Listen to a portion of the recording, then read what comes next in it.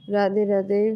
प्रणाम सभी को। वसुदेव सुतं देवं कंसचाणूरमर्दनं देवकी परमानंदम कृष्णं वंदे जगद्गुरुं। श्री कृष्णं वंदे जगद्गुरुं। कल के वीडियो में श्लोक संख्या 9 तक की चर्चा हो गई थी। अब आगे 10वें श्लोक से। अब अंतकाल के चिंतन के अनुसार गति बताते हैं। प्रयाण काले मनसा चलेन भक्त्या युक्तो योग बलेन चैव भ्रुवोर्मध्ये प्राणमावेश्य सम्यक सततं परम पुरुषमुपैति दिव्यम। वह भक्ति युक्त मनुष्य अंत समय में अचल मन से और योग बल के द्वारा भ्रुकुटी के मध्य में प्राणों को अच्छी तरह से प्रविष्ट करके शरीर छोड़ने पर उस परम दिव्य पुरुष को ही प्राप्त होता है। व्याख्या। प्रयाण काले मनसा चलेना स तम परम पुरुषमुपैति दिव्यम। यहाँ भक्ति नाम प्रियता का है, क्योंकि उस तत्व में प्रियता होने से ही मन अचल होता है। वह भक्ति अर्थात प्रियता स्वयं से होती है, मन बुद्धि आदि से नहीं। अंतकाल में कवि, पुराण, अनुशासिता आदि विशेषणों से पीछे के श्लोक में कहे हुए सगुण निराकार परमात्मा में भक्ति युक्त मनुष्य का मन स्थिर हो जाना अर्थात सगुण निराकार स्वरूप में आदर पूर्वक दृढ़ हो जाना ही मन का अचल होना है।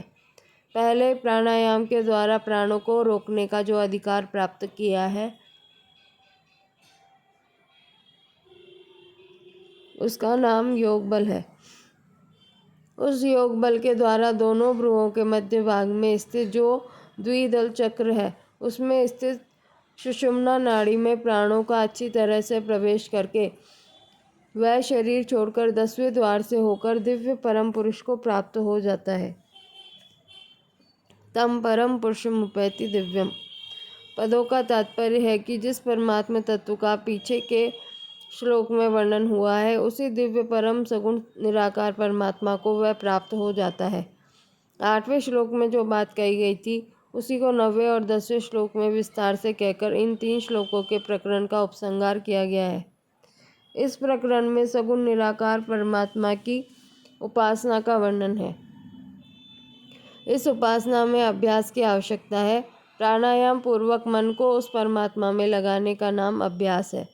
यह अभ्यास अणिमा, महिमा आदि सिद्धि प्राप्त करने के लिए नहीं है, प्रत्युत केवल परमात्मा तत्व को प्राप्त करने के लिए ही है। ऐसा अभ्यास करते हुए प्राणों और मन पर ऐसा अधिकार प्राप्त कर ले कि जब चाहे प्राणों को रोक ले और मन को जब चाहे तभी तथा जहाँ चाहे वहीं लगा ले।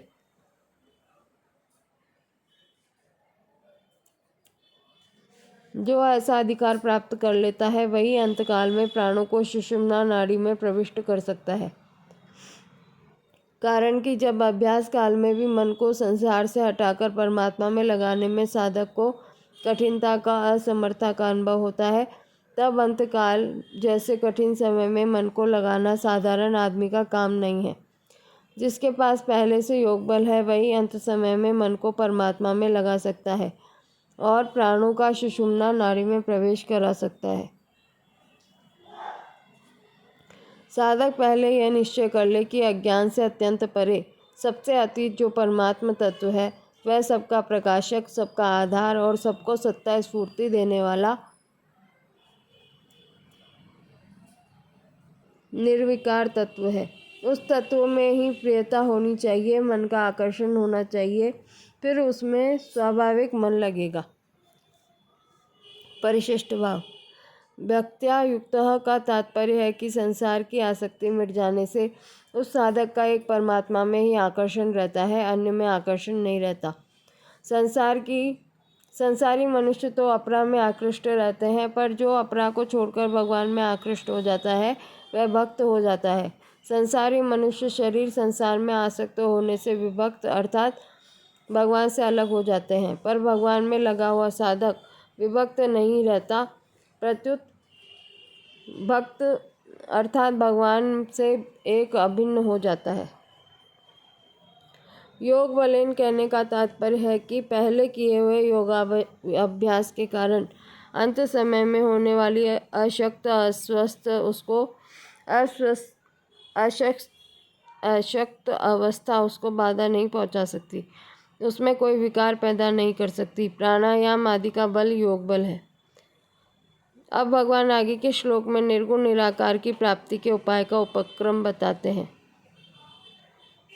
यदक्षरं वेद विदो वदन्ति विशन्ति यद्यतयो वीतरागा यदिच्छन्तो ब्रह्मचर्यं चरन्ति तत्ते पदम संग्रहेण प्रवक्षे।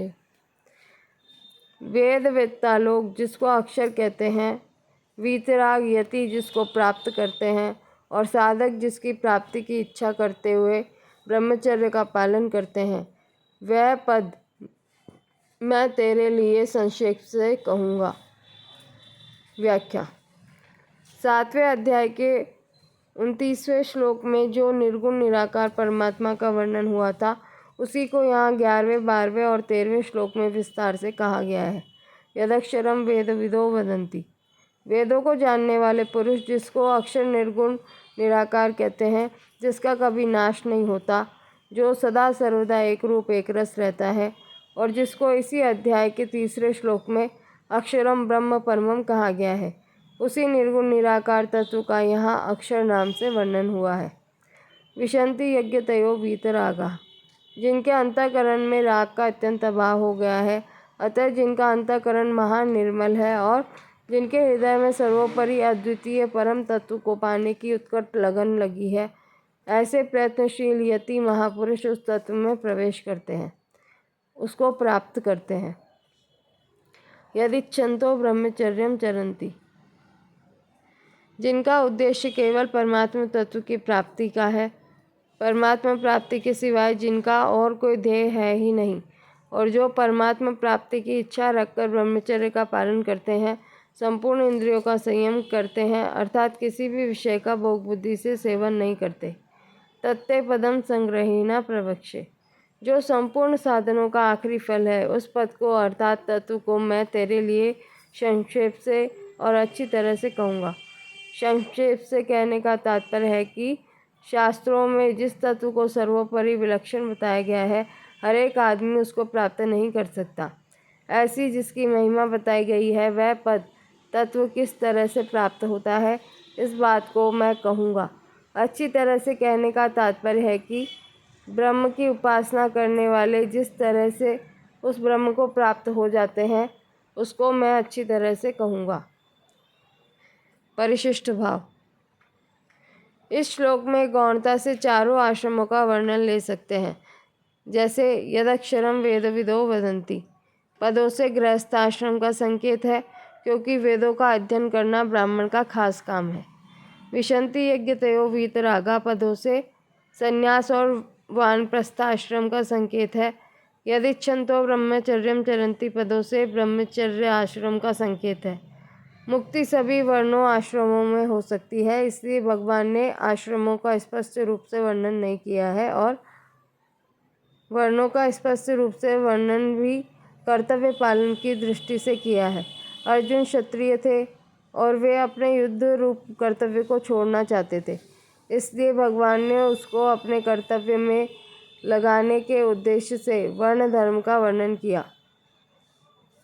युद्ध करना वर्ण धर्म है, आश्रम धर्म नहीं। अंतकाल में उस निर्गुण निराकार तत्व की प्राप्ति की फल सहित विधि बताने के लिए आगे के 2 श्लोक कहते हैं। सर्वद्वाराणि संयम्य मनोहृदि निरुध्य च मूर्ध्याध्यात्मनः प्राणमास्थितो योगधारणाम्। ओमित्येकाक्षरं ब्रह्म व्याहरन् मामनुस्मरन् यः प्रयाति त्यजन्देहं स याति परमां गतिम्। इंद्रियों के संपूर्ण द्वारों को रोककर, मन का हृदय में निरोध करके और अपने प्राणों को मस्तक में स्थापित करके योग धारणा में सम्यक प्रकार से स्थित हुआ जो साधक ओम इस एक अक्षर ब्रह्म का मानसिक उच्चारण और मेरा स्मरण करता हुआ शरीर को छोड़कर जाता है, वह परम गति को प्राप्त होता है। व्याख्या।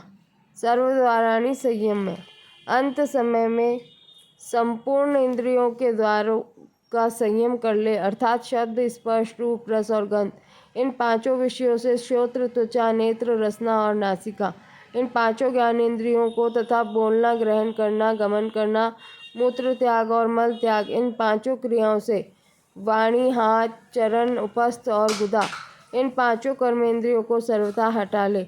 इससे इंद्रियां अपने स्थान में रहेगी।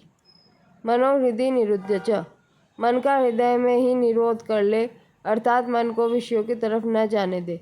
इससे मन अपने स्थान में रहेगा। मूर्ध्याध्यायात् मनः प्राणम, प्राणों को मस्तक में धारण कर ले, अर्थात प्राणों पर अपना अधिकार प्राप्त करके 10वें द्वार ब्रह्मरंध्र में प्राणों को रोक ले।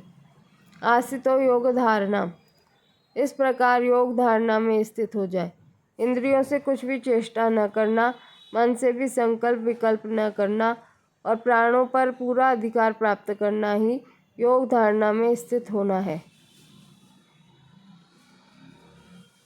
ओमित्येकाक्षरम ब्रह्म व्याहरन् मामनुस्मरन्, इसके बाद एक अक्षर ब्रह्म ओम प्रणव का मानसिक उच्चारण करे और मेरा अर्थात निर्गुण निराकार परम अक्षर ब्रह्म का, जिसका वर्णन इसी अध्याय के 3 श्लोक में हुआ है, उसका स्मरण करे। सब देश, काल, वस्तु, व्यक्ति, घटना, परिस्थिति आदि में एक सच्चिदानंद घन परमात्मा ही सत्ता रूप से परिपूर्ण है, ऐसी धारणा करना ही मेरा स्मरण है। यह प्रयाति त्यजन देहम स याति परमाम गतिम, उपयुक्त प्रकार से निर्गुण निराकार का स्मरण करते हुए जो देह का त्याग करता है, अर्थात 10वें द्वार से प्राणों को छोड़ता है, वह परम गति को अर्थात निर्गुण निराकार परमात्मा को प्राप्त होता है। परिशिष्ट भाव, इन श्लोकों में योगाभ्यास करने वाले अद्वैतवादी का वर्णन है। व्याहरण पद से मानसिक उच्चारण समझना चाहिए, क्योंकि मन का हृदय में निरोध करने पर तथा प्राणों को मस्तक में स्थापित करने पर वाचिक उच्चारण होना असंभव है। इससे आगे के श्लोकों की चर्चा कल करेंगे। राधे राधे।